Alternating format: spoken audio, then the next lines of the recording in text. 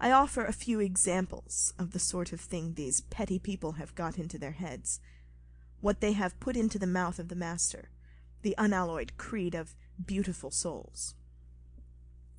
And whosoever shall not receive you, nor hear you, when ye depart thence, shake off the dust under your feet for a testimony against them. Verily I say unto you, it shall be more tolerable for Sodom and Gomorrah in the day of judgment than for that city. Mark 6:11. How evangelical. And whosoever shall offend one of these little ones that believe in me, it is better for him that a millstone were hanged around his neck, and he were cast into the sea. Mark 9:42. How evangelical. And if thine eye offend thee, pluck it out. It is better for thee to enter into the kingdom of God with one eye, than having 2 eyes to be cast into hellfire, where the worm dieth not, and the fire is not quenched. Mark 9:47-48. It is not exactly the eye that is meant.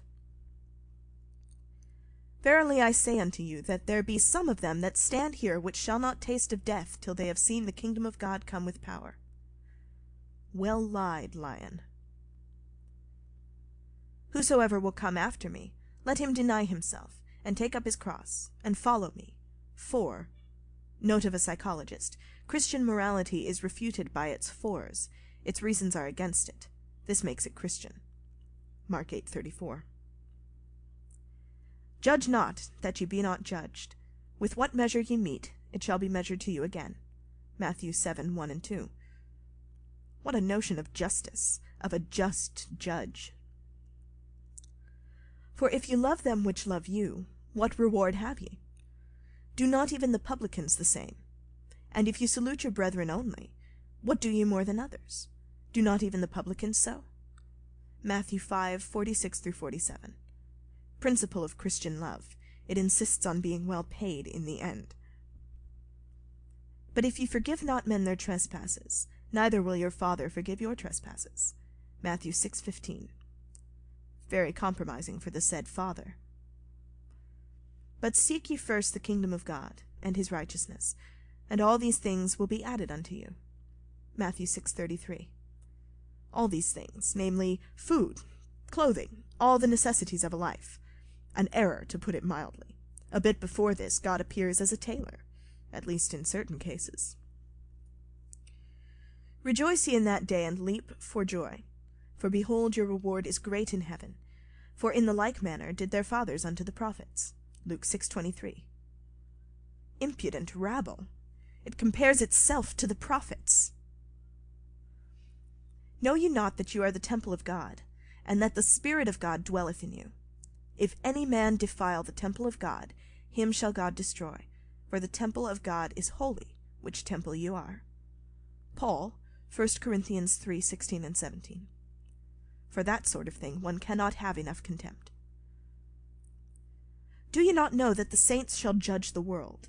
And if the world shall be judged by you, are you unworthy to judge the smallest matters? Paul, 1 Corinthians 6:2. Unfortunately not merely the speech of a lunatic. This frightful impostor then proceeds, Know ye not that you shall judge angels? How much more things that pertain to this life? Hath not God made foolish the wisdom of this world? For after that, in the wisdom of God, the world by wisdom knew not God.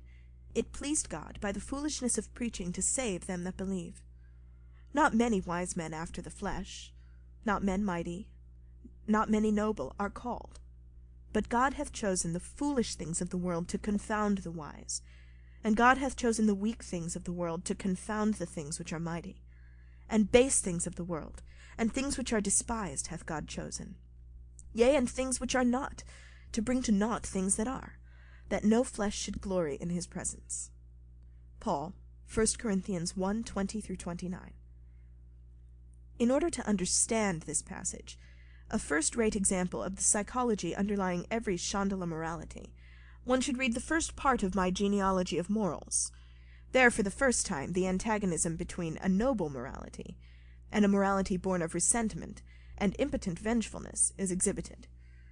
Paul was the greatest of all apostles of revenge. 46. What follows, then? That one had better put on gloves before reading the New Testament. The presence of so much filth makes it very advisable. One would as little choose early Christians for companions as Polish Jews. Not that one need seek out an objection to them. Neither has a pleasant smell. I have searched the New Testament in vain for a single sympathetic touch. Nothing is there that is free, kindly, open-hearted, or upright. In it humanity does not even make the first step upward. The instinct for cleanliness is lacking. Only evil instincts are there, and there is not even the courage of these evil instincts. It is all cowardice. It is all a shutting of the eyes, a self-deception.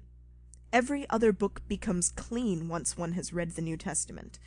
For example, after reading Paul, I took up with delight that most charming and wanton of scoffers, Petronius, of whom one may say what Domenico Boccaccio wrote of Caesar Borgia to the Duke of Parma, et tutto festo, immortally healthy, immortally cheerful and sound. These petty bigots make a capital miscalculation.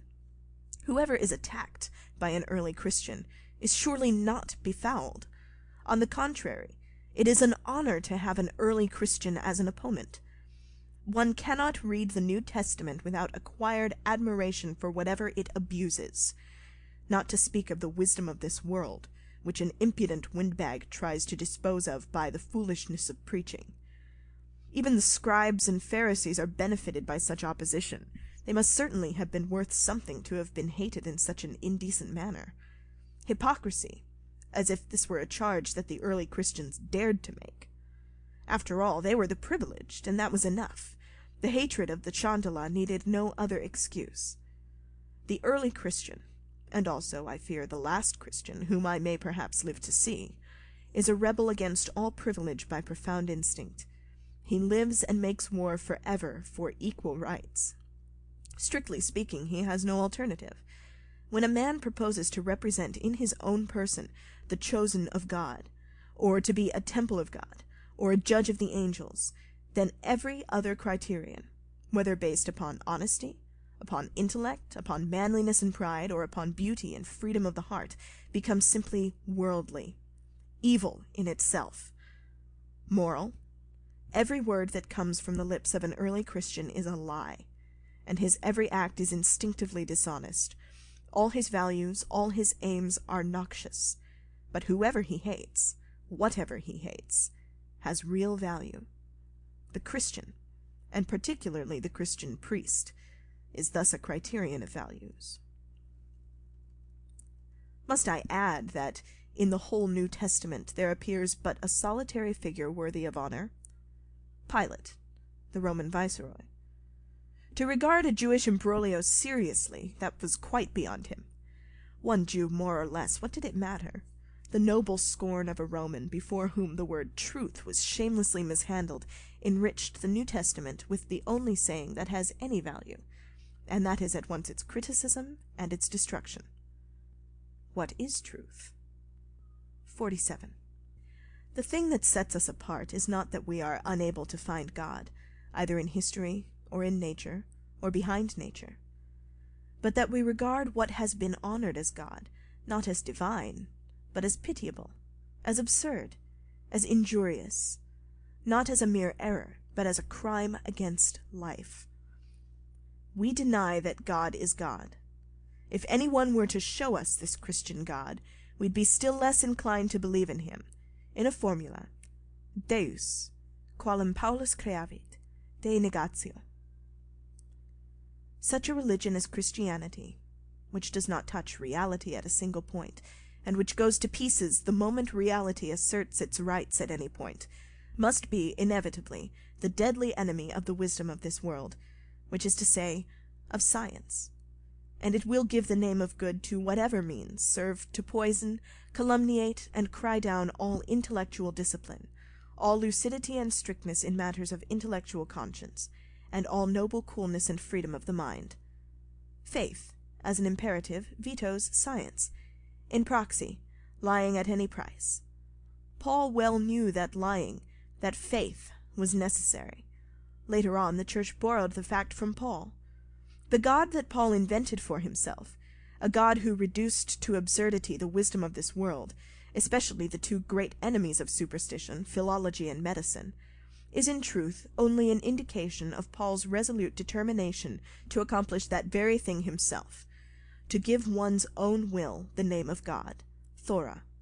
That is essentially Jewish. Paul wants to dispose of the wisdom of this world. His enemies are the good philologians and the physicians of the Alexandrine school. On them he makes his war. As a matter of fact, no man can be a philologian or a physician without being also Antichrist.